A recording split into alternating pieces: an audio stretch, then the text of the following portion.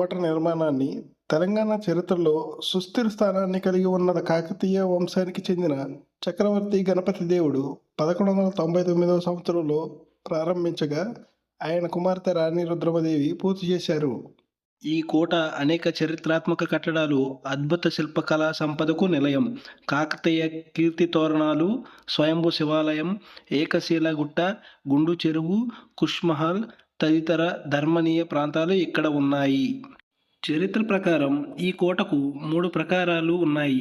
ఆ ప్రాకారాలు అవశేషాలు ఇప్పటికీ కూడా చూడవచ్చు. ఇక్కడ మొదటి ప్రాకారం మట్టితో చేసినది. దీనిని ధరణి కోట అని పిలుస్తారు. ఇది 20 అడుగులు ఎత్తు ఉంటుంది. రెండవ ప్రాకారంలో ఉన్నది రాతి కోట. గ్రానైట్ రాళ్లతో నిర్మితమైనది. రాతి కోటకు పెద్ద పెద్ద ఏకశిలా రాతి ద్వారాలు ఉన్నాయి. ఈ ద్వారాలు ఎత్తు 30 అడుగులు ఉండి ఏకశిలా నిర్మితమైనవి. కోట ద్వారం మీద కీర్తి తోరణాలు ఉన్నాయి. అంటే పూర్ణ కుంభం వంటివి.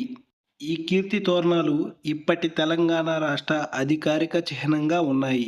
కాకతీయులు కాలంలో ఈ కోట దాదాపు 19 చదరపు కిలోమీటర్ల విస్తీర్ణంలో వ్యాపించి శోభిల్లుతూ ఉండేది. ఈ వరంగల్ కోటలో 4 తోరణాలు సమాన దూరాలలో విస్తరించి ఉంటాయి. ఈ తోరణాల మధ్య అప్పటి శిల్ప కళాఖండాలు దర్శనమిస్తాయి.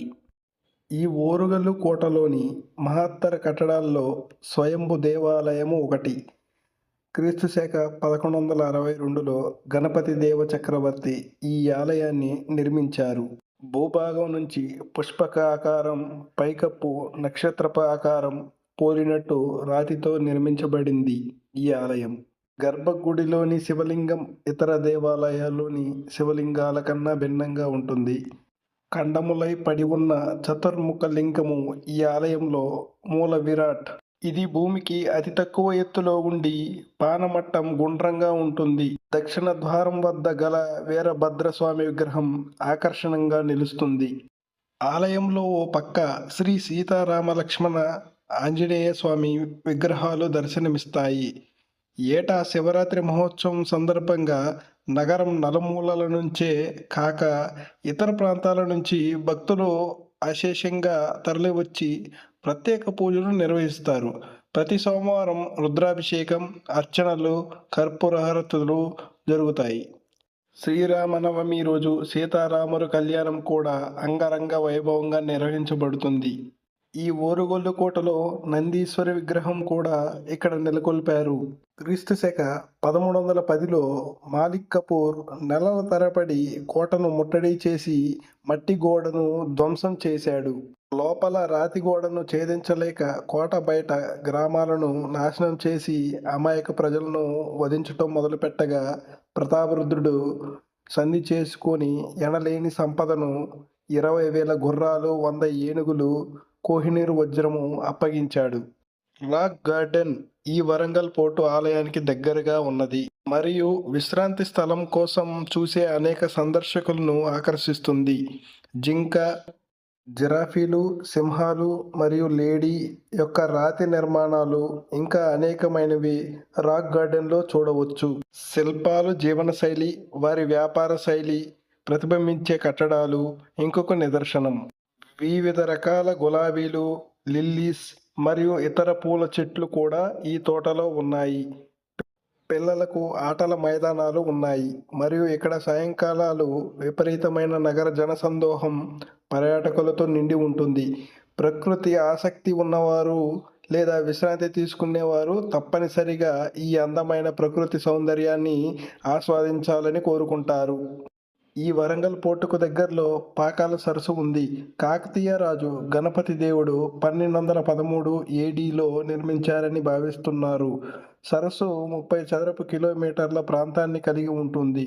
పర్యాటకులు పాకాల సరస్సు యొక్క సుందర ప్రకృతి దృశ్యాలతో గంటల కొద్దీ గడుపుతారు.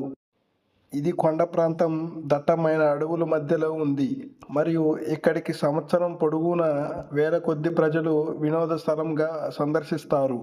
పాకాల సరస్సు తీరము చుట్టుపక్కల వన్యప్రాణులు అభయారణ్యం ఉన్నది మరియు వివిధ రకాల వృక్షజాలం మరియు జంతుజాలం ఇక్కడ చూడవచ్చు.